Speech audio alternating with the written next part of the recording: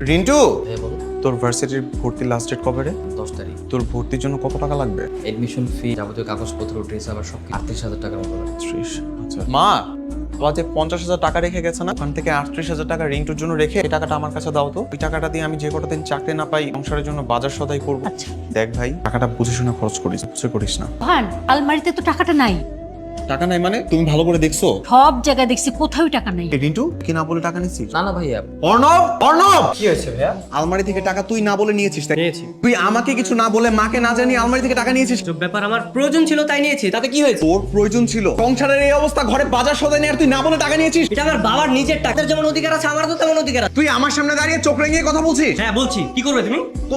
তো বড় সাহস, বেরো বাড়ি থেকে। তুই তো অপরাধ এই বাড়িতে থাকার দরকার নাই। ভাইয়া তুই ওকে বাড়ি থেকে বের করে দিলি? দিলাম মা, ওরকম একটা জঞ্জাল ঘরে থাকা থেকে না থাকা ভালো, ওর জন্য একটা ঘরের জন্য।